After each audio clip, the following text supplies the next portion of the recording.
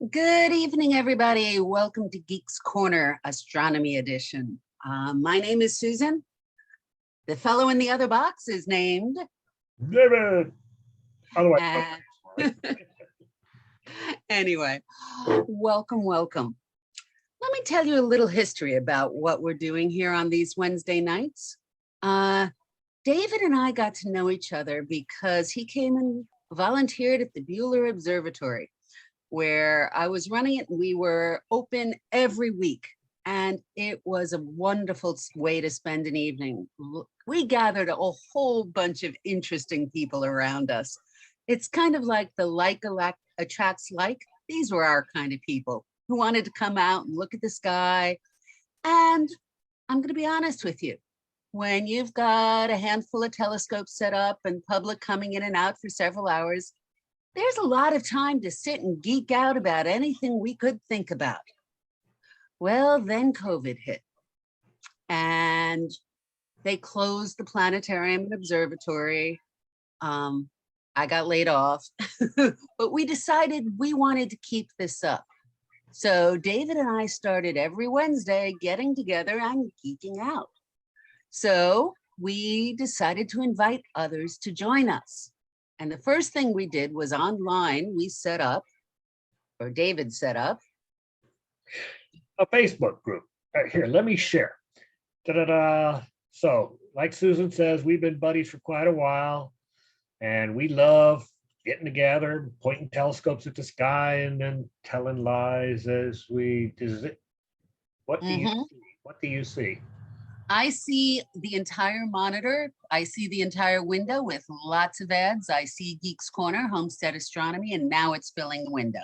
There we go. Okay. My apologies, folks. I'm still learning how to Zoom properly. It's only been a few years. Okay. If you would like to participate in our little games here, we have a Facebook group called Geeks Corner, Homestead Astronomy. You can find it with Geeks Corner. And you see the blue picture. It's a public group, so you don't have to join it. You can just come on in. And then what you do, oh, that's way down there. If you would like to join in our little discussion, every week we post a join our cloud, Zoom link. Then after the discussion, we delete that, and then we have the live show in Facebook. Tonight, we're experimenting with moving over to YouTube as well. So hello, YouTubers. You're welcome to join Geek Corner. You're welcome to join in the conversation or just watch it. We do have another one that disappeared on me. Here it is, Geeks Garage. If you want to learn how to do mechanical stuff, like here's how to read a vernier caliper. So anyway, no, but this right now we are geeking out in Geeks Corner. And like Susan said, we'd get together, we'd set up telescopes, we'd be, answering questions about telescopes, but in between, we'd find ourselves talking about the techie news of the week. And so the scientific news of the week, or the bizarre news of the week. We like. So if you're a geek, welcome. All right, so tonight, next week, we will have our sky tour. Susan's in charge. She knows what to point at. I know how to point it. So the bottom line, Susan knows the sky pretty darn good.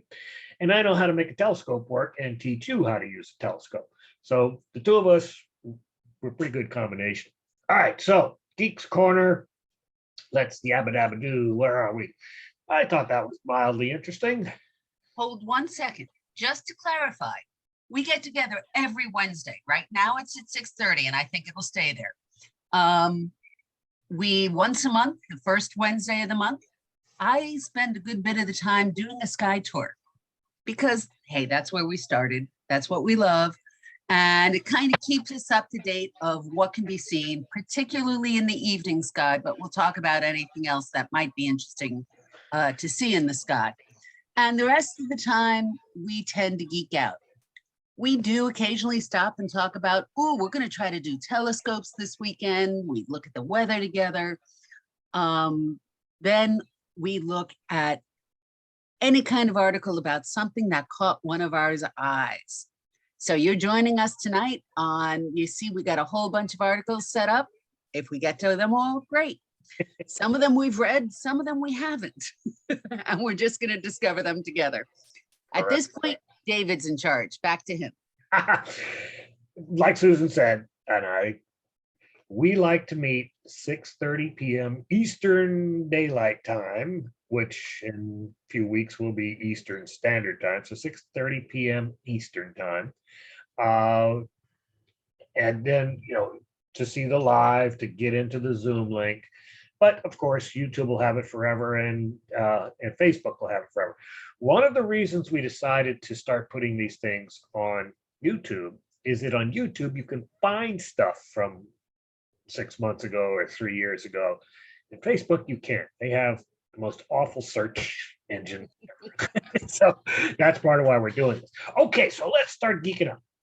So what we got here, Ars Technica, one of Susan's and my favorite websites because they are down to earth. They have never BS'd us that I noticed yet. So we find a lot of articles here. So the ship that warned the Titanic of icebergs has been found at the bottom of the Irish Sea. So apparently torpedoed by German subs 6 years after Titanic. And I just briefly skimmed this article. Multi-beam sonar.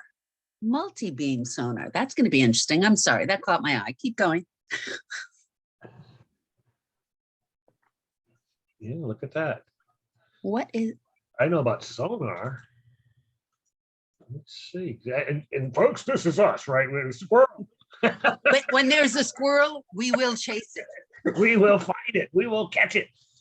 All right, let's. Active sonar. Yeah, we know about that. Transducer array, sound pulses, multi-beam, my guess is, okay, here we go. Multiple simultaneously sound waves at once in a phase fan-shaped pattern, both directly under the ship and out to the side, seafloor depth and backscatter. The fact that they're fanning out to the sky, especially if they go over the same area, with a slight overlap, we can get a pretty good three-dimensional. Yeah, exactly. Because I've done a lot of sonar, straight down, beep, beep, beep, and you got to go back and forth. And, we didn't have computers back then. We did kind of plot stuff on paper. All right, so cool. So they got a sonar that spreads wider. And information about the geological makeup of the seafloor or what's on it. Based on how it reflects sound, the hardness will affect it. Cool. Okay. Cool. Can look at reveal objects in the water column, like three-dimensional structures. Cool. Okay. So multi-beam, good thing. Let's go back to the ship. As we reported previously, shiny new wireless. Sony. That's pretty cool. 350 miles.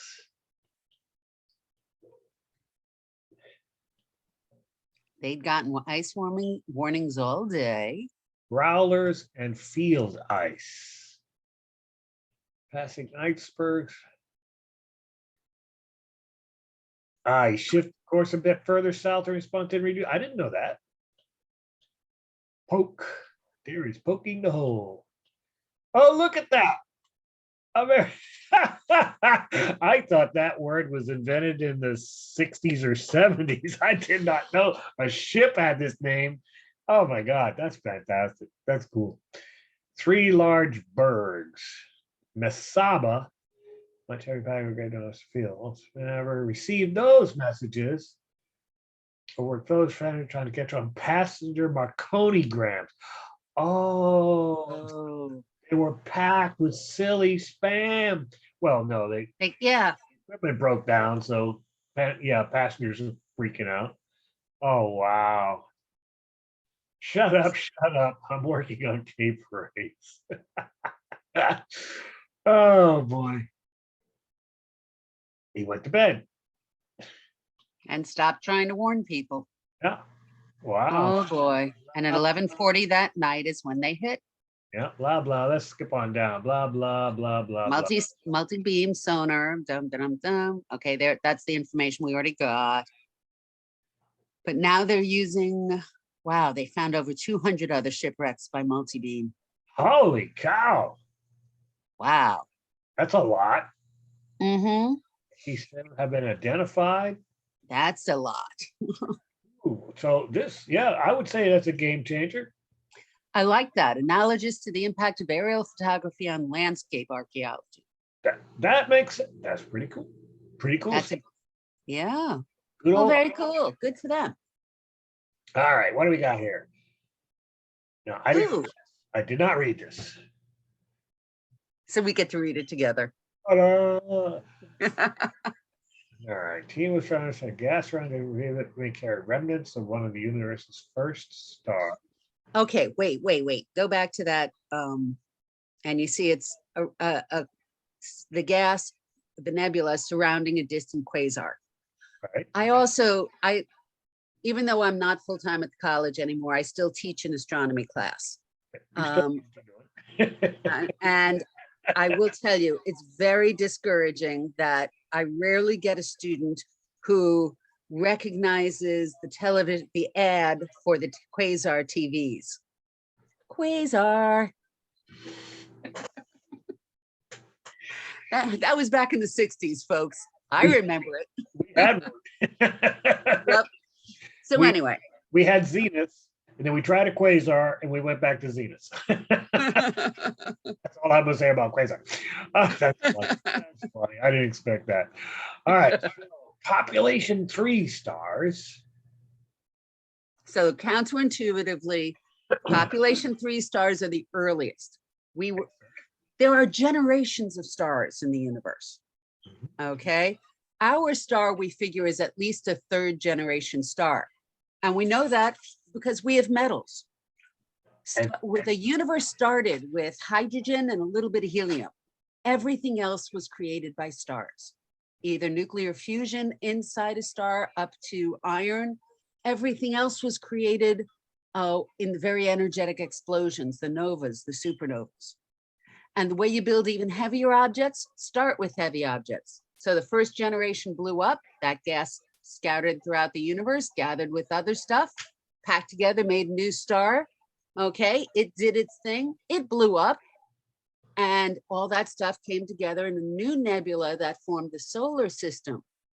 So we are at least a 3rd generation, and we know because we ignore the tracker because I'm always losing my keys. We have metals. So let me get this right. We, the sun, is a population 1 star. I think so. 3rd generation, but called population 1 because it's what we found first. Yeah. We went back further in time.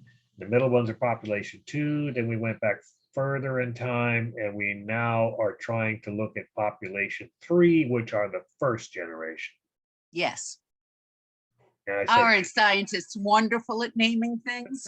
We agree. Well, I wanted to make sure because we were saying generation and population and blah, blah, blah, blah. And that's why I deliberately used a different word. Right. Yeah, makes sense. Yep. I wanted to make sure I got my head screwed on straight. Okay. The team found the remnants of one such 13 billion light from gas. Sorry. Gemini North telescope in Hawaii. Gemini South is in Chile. Just saying. Oh, that's cool. That's a cool connection. Quasar, Kim Claudia, Reba, think remnants are ejected from pair instability supernova. Okay, was that? Hang on, the researchers think went from a pair instability supernova, a specific type of explosive star death that leaves no super dense remnant behind. Oh, okay. Novas, stars. Novas can repeat. Stars just kind of shrug off and build up more energy, shrug it off. A supernova, the star implodes and explodes, scatters gas throughout the universe. If the star is big enough to start with, more than 8 times the mass of our sun, when the explosion happens, think of it as in the kind of mid layers of the sun. So it's going to implode and it's going to explode. Okay. And the implosion, the core gets squashed so tightly that the electrons are pushed into the nuclei. And we end up with an electron, a proton, make a neutron. That's how you make a neutron star. Okay. Okay, very dense object. All of the atoms are shoulder to shoulder. There's no space like there usually is in atoms between the nucleus and the electron. Now it's just neutron, neutron, neutron. If the star is even larger to start with, it doesn't stop at a neutron star. It gets squished even tighter, making a black hole. What they're saying here is a pair instability. I would imagine that's probably a binary star where they're both exploding, leaving no super dense remnant behind, just scattering all the gas out into space. It officially blew up. Yeah. So does that sound like I know what I'm talking about? Well, it sure sounded good to me. I Okay. pretty good BS detector. Yes. Yeah. I haven't heard of it. I don't remember a pair instability, so that's me interpreting what we see here. Just to be honest with you. Which makes sense. Leaves no super dense remnant. That's the key. Mm-hmm. 300 times the mass of the sun went supernova. Matches the elemental makeup of the quasar's gas. Groovy picture. Very groovy picture. Heavy on the comet believes evident galactic remains of a population 3 star. Metal-rich stars become less common. The further one looks back in time, just like you said. Yep. Mostly lighter hydrogen and helium. When the stars formed, they became factories for the heavy elements, considered metals in astronomy. All right. 10 times more on that team. In other words, where privately forms produce the gas, swirling around like a very difficult cocktail in our relatively young sun. Okay, because that's I like that phrase. Work population 1. Yeah. 700 years. Oh, wow. Did we reach 600 million years or something just a week or two ago? Okay, so this is James Webb inside that boundary. Okay. Newer observations. Okay, so Webb will be looking at this. Oh, yeah. Crucial. Oldest light. Yeah, so Webb is going to be on this case pretty quick. Okay, blah, blah, blah. Groovy. That's pretty cool. Next. Did you see this? I saw the head. I only saw the headline, didn't get a chance to read it. And I'm like, why? So lightly. I would not want it. I keep telling people Venus is not, although it's named after the goddess of love, it is basically hell. 700 degrees on the surface. Yep. Lead is a liquid, 90 times the Earth's atmosphere. You'd be squeezed quick. Mm-hmm.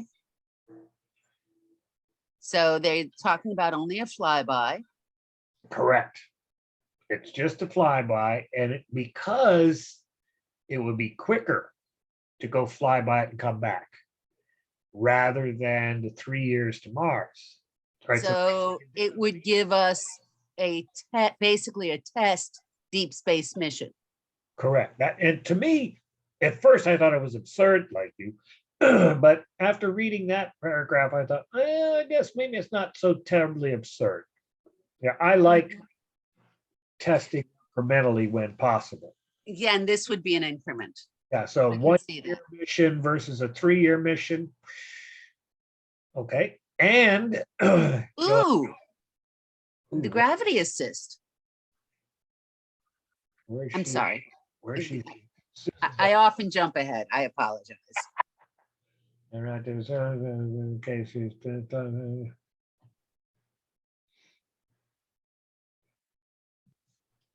could reduce the travel time and the fuel required to get to Mars. Which so it's a natural stepping stone to get to Mars. Even if it's in the wrong direction, it'll speed us up enough that it'll shorten the whole trip. Basically, it's like when you're running down the stairs and you grab the pole to spin around and go the other way. That's the same thing. Yep, and the pole would speed you up at the same time. Yeah, so that's what gravity assists do. Yeah, you hit it hard enough, it'll still swing you around the corner. Mm-hmm. Very cool. Very cool. I didn't read that far. Scientific interest in Venus. Infernal. Okay. I also love the idea of both Venus and Mars on one mission, because if Venus can be considered a runaway greenhouse effect in bad direction. Okay, traps too much heat, doesn't let heat escape through the clouds. Mars can be considered a reverse greenhouse effect, Sure. where it lost its atmosphere. It can't hold on to. Well, it did lose most of its atmosphere. It's a very, very thin atmosphere, and it can't hold on to it. It doesn't have the blanket to even out the heat and cold. So they're both runaway greenhouse effects, but in the opposite directions. It might help us understand what to do with this planet. Yeah. I love all this, right? So they're not, so obviously the idea isn't flying high yet.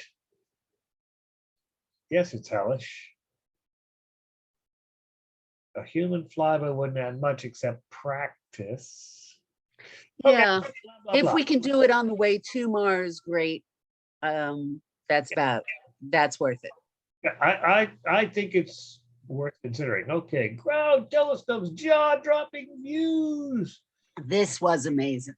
Yeah, I watched it about an hour later and thought it was pretty cool. All right, so what do I you had it on live at my astronomy class. I wanted, but got distracted. But this is amazing, the fact that we could see the plume here on Earth Yeah, or from Earth. yeah, where was this? Two asteroids appears. One. Friends, what we're talking about is the DART mission where we hit a small asteroid in the hope that we can move it.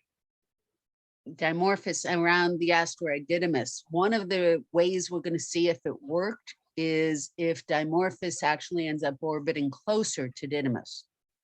Okay. So now working during speed, trigger, time state, blah, blah. Okay, so Merely a test. we're looking for a meaningful result. Did we shift it? Right, so that's probably the plume. That's the plume.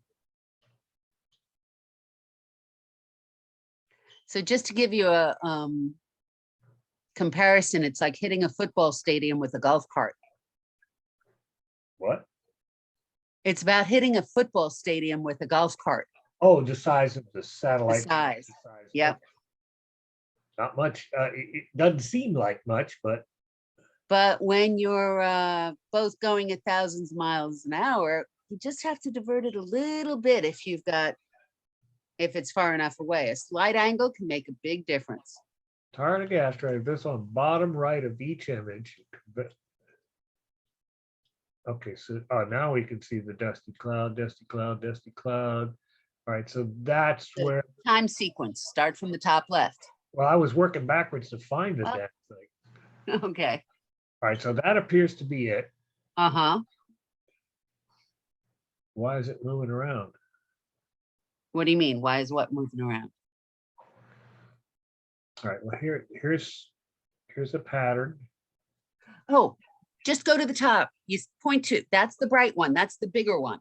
What? Okay. This one here. This That's is the bigger one. Go to the lower right and you can see Dimorphos actually moves closer and comes underneath it. Dimorphos, remember, think of it as a moon. So of course it is moving. okay. All right, so this is the moon. That's the moon. Yep. Out. Mm-hmm. Getting closer. What's coming in some more, coming in some more. We hit it. Yep. Boom. And it's puking its guts. Mm-hmm. Pretty cool, pretty cool. All right, so it was already doing the woobly boo, and we boo changes. All right, Atlas, Dart. All right, so we saw the plume already. All right, groovy. Summertime like growing plume. All right, so but the big deal now is to see if things changed. Very cool test, very cool. And yeah, everybody was pretty thrilled when it happened. That's pretty cool watching it come in. Ah, look at Oh, it this. was. This thing's spectacular. Isn't that cool? Can you imagine the detail we're getting on this planet now? I'm loving it. And this It is is amazing. This is from Juno. You remember my story about Juno. uh Okay. Let's start with Greek mythology. Jupiter, or Zeus, was quite a philanderer. And his wife, Juno, or Hera, very jealous, was always trying to catch him in the act. So he did all sorts of magical things to hide the evidence, turned his paramours into deers, into trees, into golden rain, into all sorts of things. His favorite method was shrouding them in a cloud. One of the major scientific goals of Juno is to see through the clouds of Jupiter.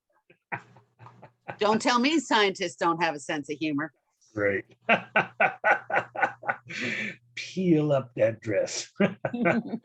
I love it. Well, that's a hell of a photograph. That is. Look at that. That's an infrared. So we're seeing sort of the heat patterns within the clouds. And look at all those storms. Folks, David and I live in Florida and are just grateful for a jog of the hurricane that kept it on the West Coast as opposed to where we were. Yeah. I feel so bad for all of those, but grateful for us. Got friends over there getting their butts kicked right now, guys. Yeah. I feel for you guys. So I've been sort of consumed by hurricanes the last couple of days. 155 miles an hour is the real deal. We were planning to evacuate. Mm-hmm. Took 2 jogs to the left, and I thought, oh, I think we're okay. And then as soon as I said that, the next jog came over and like, oh, now we're trapped. Oh, God. So very grateful that it is funny because I don't want to be in this house during a hurricane. I've never been in it during a hurricane. I've been through enough hurricanes. I'm tired of that crap. So I was telling her the only choice we have is to go to the Keys. If that thing swings back around and comes our way, we'll go down because everybody's already cleared out of the Keys. That they probably got openings right now. So how's that for counterintuitive foolishness? Anyway, okay, so that makes sense. Yeah, we made sense. Yeah, each one of those is a gigantic hurricane. Okay. Wow. I love how they're kind of tied together. Yeah, it's like anticyclone. 9 cyclones all at once. That's just wow. Yeah. Study polygonal pattern. It's not clear why it's maintained. Okay. Like you said, they all seem to feed into and out of each other. Yeah. I mean, look at this. This is talk about a daisy chain. I mean, that's pretty well daisy chain. Everything is connected to the other one. Look at that. That just wow, man. That's amazing. That's amazing to me. That's wild. A lot of storms. I'm a weather fiend. I love watching. I've been watching this thing like crazy, but that's pretty wild. Okay, blah blah blah. Juno's anticyclonic ring. Spinning in the opposite direction as the main central cyclone. Yeah, we know about the hexagonal jet stream that covers our north pole. That's on Saturn. Yeah. Very interesting. Wow. Had no idea that was going on. And we looked. Neither did I. But there again, this is the North Pole, so we don't get to see that. Wow, that's killer cool. All right, next. China. God, they're doing amazing. Gonna go to Jupiter and Uranus. So one launch rocket, and then they send the 2 spacecraft go to each to their own target. Interesting. When I think back to Viking and Voyager, we the US, often did 2 to 1 target with the hope of getting one there. But why not go to 2 targets? Yeah, especially now that they're making spacecraft smaller and smaller.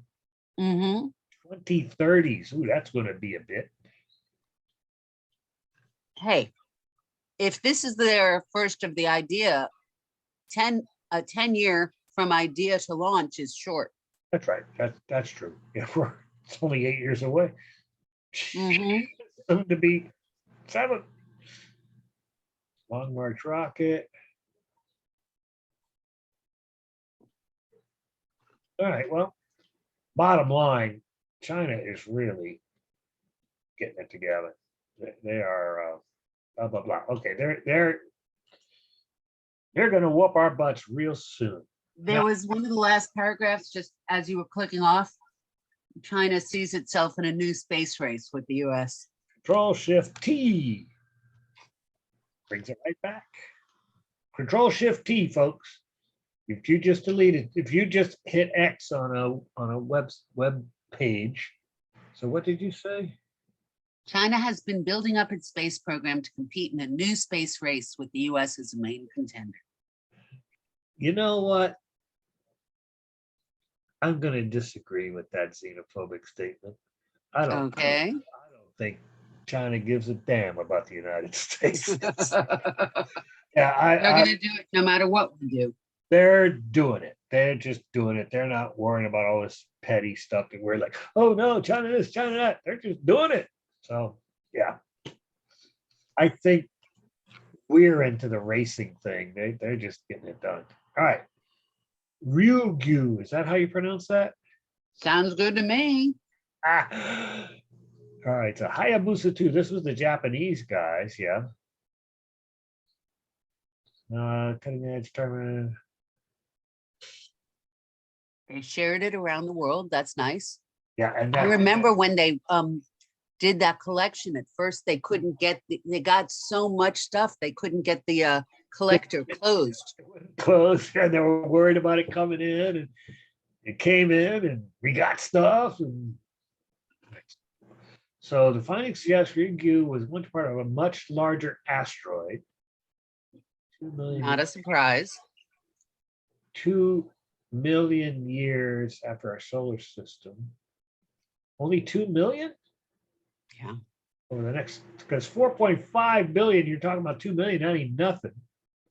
So out of that original cloud, that the nebula, that most of the stuff ended up in the middle and formed the sun. The rest of the stuff starts crashing into each other, eventually start accreting. We get little planetismals, then planetoids, then planets. This might have been a planetesimal or a planetoid. Yeah, so another space rock hit it about 1 billion years ago, broke it apart. Some of the resulting debris formed Ryugyu.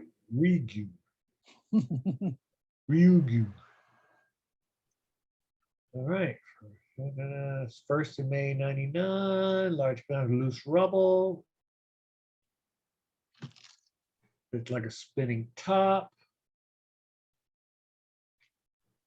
Dragon Palace on the back of a turtle. They have the greatest imagery. Oh, there's the capsule. I never saw that. Well, that I think is one of the collection trays. And I think there were multiples, if I remember correctly, which I may not. But cool. So they basically packaged the whole thing for transport, you know, or each part of it they packaged for transport. Sure, yeah. Very cool. Mascot. I'm convinced they think of the acronym first, then come up with the words to match it.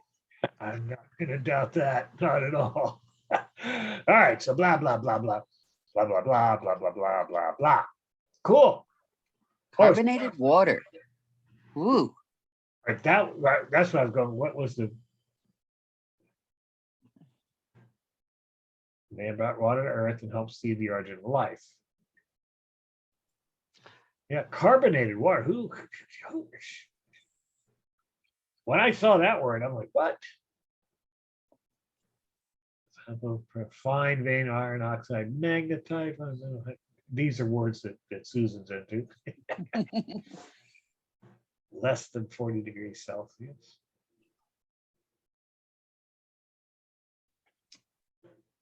In fact, Primordial. Yeah, a very pristine asteroid. Represent very beginnings. Very cool. So we went to a cool spot. All right, let's see what's next. Japan, Lid. Oh, yes. I knew you'd pick up on this one. This is the most sophisticated one I've seen. I've seen people been doing this for 10, 20 years. They started this with, did you know, you can take 2 cockroaches, cut off one's head, cut a hole in his back, cut a hole in another one's back, glue them together with super glue, and the one that's upside down directs the legs of the one that you just chopped the head off of. Oh. That was one of the first experiments. That was probably in the 80s when they did that. And I remember thinking, yeah, I had the same look on my face. What? They did what? And it worked. Sounds like something out of Young Frankenstein. Who the hell would have thought that up, you know? But that's when they realized something about the liquid, something about the liquid, not blood, but whatever is inside a cockroach mixes. And that's how it carries information. Yeah. Huh. So it's cockroaches are weird. They are, and again, they're going to be here long after we're gone. All right. So basically, for search and rescue missions, monitor the environment. They can go places that nobody else can go. Wow. Conformed to a cockroach's body, didn't inhibit movement, held battery. Wow. Cells. You believe that? That must be what's on its, excuse me, its butt. The red, the green and yellow. I think those are the solar cells. Yeah. Cool. That's just amazing to me. You guys are sick. Okay, slow down, slow down. Backpack with a battery, okay. Stimulating the wires attached to the legs. Madagascar cockroaches, about 6 centimeters long. They don't fly. They often hiss. I've worked at science museums and nature centers where we've had them, and it's always a fun thing with the public because you let them crawl on them, and if you tap them, they'll hiss. The hissing cockroaches. I'm sorry. I've done some strange things. I've played with big cockroaches. Anyway, wild, pretty wild cockroaches, man. I love the idea of it for search and rescue, you know? That's great. Perfect. Goes in any little opening. Yeah. Uh-huh. I like the little, the robots that were a foot by 4 inches. So that taking it down to the next level. Okay, so they already did this. They pulled her back into the building. Yeah, Folks, back out. David and I are both have friends throughout the state. This thing is going to really decimate Florida. It was bad on the West Coast, but it's not going to get down quickly to a tropical storm. So all across the state, cities are going to be hit by at least a category 1 or 2. Yeah, it seems to be going south of Tampa to probably Daytona-ish. Pretty close to I-4. Probably cross over I-4. Yeah, it's bad stuff. Anyway, so they put her away. Good. Next. David and I have been kind of watching this. It's odd. They kind of did it, right? They kind of flung one. We've been talking about the theory. So I thought they threw one. I think they did on their 1/3 size scale model. I think you're right. I think that was it. Currently developing, catapults objects, propulsion kicks in. So it launches it up to the stratosphere and then the rocket kicks down. So there's, of course, it's not for people. No, this is, I agree. 108 foot wide. The 1/3 is, they're only hoping to build. So they haven't even built. Oh, so far this is just a fundraiser. Yeah. Tenfold reduction overall cost to launch. That's pretty significant. Oh, here was the first test. Okay. So like 10 foot by altitude, tens of thousands. You couldn't give us a number? Camera Disney person flights. 9 successful test flights at dates. Okay. Up to 25,000 feet. Oh, there you go. Yeah, that's significant. Dizzying. Yeah. Okay. Right. God, more satellite constellations. It's going to get so crowded. It is already crowded. Yeah, oh, no comment. No comment. All right, Tonga. 10 megatons, whatever. 10 Now look at the date on that article, January 18th. How did I get this? This is not the only article from the past week. But yeah. So I guess my news feed's weird. Mine too. Like I said, I've seen this also. Okay, January 6th, January 18th. Yeah, I would say that obliterated is a good word for that. Gee whiz, man. Pa-boom. So I guess no. I'm guessing that is this. That's my guess too.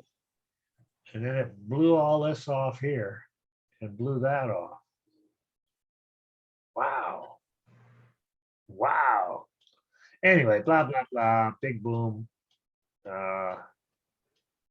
Any more cute pictures? No. Goodbye.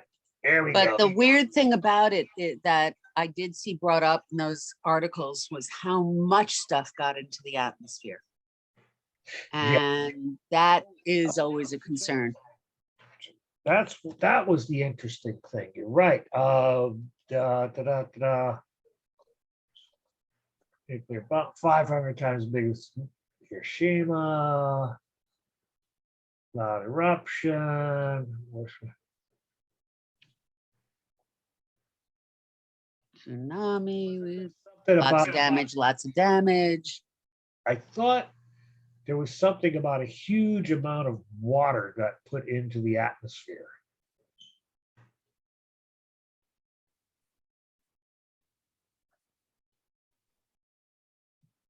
I guess not. I guess not. Oh, well. And there was something about a huge one that filled the atmosphere with water. And I thought, ooh, that would be interesting to follow. All right, so where are we? In alien hunting astronomer. Oh, that's right. Omaruma, the thing that went by the sun 2 years ago, Christmas time. He's thinking that there's another candidate. No, that's not what they're talking about. The first known interstellar meteor. There are rocks from within our solar system and rocks just traveling through space that come into our solar system. Right. They're saying they've now found two right that have impacted Earth, not the one that went by. To impact Earth first. You're right. So Omaruma would be the third thing that we know about. But not to impact, but just to visit. It just went past the sun.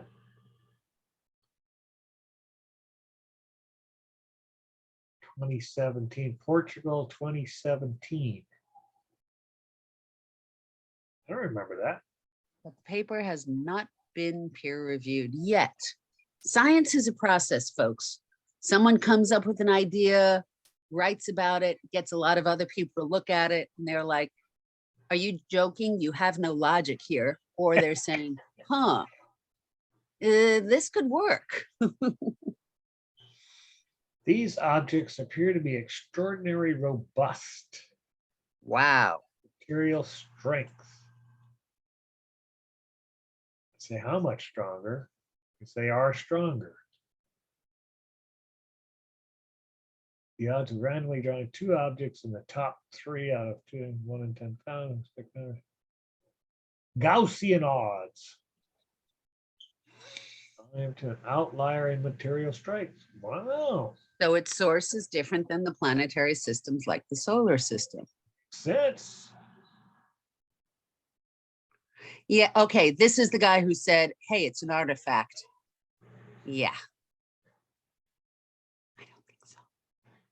Yeah, right. But there was some foolishness about, it could be the first, alien spacecraft. Remember the book Rendezvous with Rama by Arthur C. Clarke? No. Okay.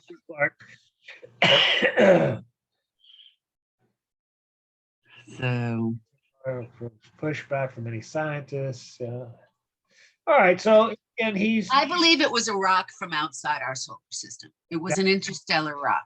I that- don't believe it was a spacecraft, and apparently I'm in a lot of company. But Yeah. you never know.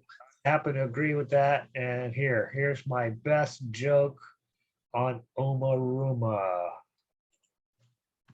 Here it comes. Another group that I do. Here you go. Anybody recognize this? I sure do. Yes. That's my favorite. So there is Omaruma. He's the place for Bernie to go hang out. All right, so much for that. Oh, did we do them all? Did them all. Did them all, folks. Here's the type of stuff I teach my Chinese students. Da-da-da-da-da. Suck, squeeze, bang, blow. Okay, so much How is- that engine works. That's funny. I like it. I love that one. I'd never thought of that for a jet engine. It's like, but That works. it works, folks. They suck in fuel and air, they squeeze them, they fire them off, and it blows out the back end. That's it. That's it. What I'm called now? ICE, internal combustion engine. I remember ICE was immigration and customs enforcement. And they pronounced ICE instead of ICE. Oh well. Well, good folks. That's what I got for tonight. That's all I got for tonight. Next week I will be ready, and we will spend a good bit of the time taking a look at the night sky, just so you know what you're looking at. To give you a preview, folks, if you have a clear night, which we don't, but we will after a hurricane, we often get good skies. And when you go outside in the evening, look to the southeast. Brightest thing you see there, if it's not the moon, it's the planet Jupiter. We're at what we call opposition, where here we are on the Earth, here's the sun, and opposite in the sky is Jupiter. So it happens to be the closest point in its orbit to us. That's what we call opposition. And it's beautiful in the sky. Pull out those old binoculars you have collecting dust in your closet. He'll talk more about how to do things like that next week. And we'll show you how to use binoculars, how to use a telescope, where to point it. Susan mentioned Jupiter, spectacular object, and my buddy, real close to it, Saturn. And if it's clear on a Friday evening, I like to do a Facebook Live that I will now be sending over to YouTube as well, to get images of the moon, Saturn, maybe Jupiter live through the telescope, through a cell phone of all things. They're surprisingly good. Yeah, the moon comes out great. I still haven't learned how to do the planets yet, but man, the moon comes out We're getting there. really good. Okay, folks, time for us to say goodbye. Thanks for watching. Like and subscribe. Bye. Bye. And Recording. bye. Bye recording.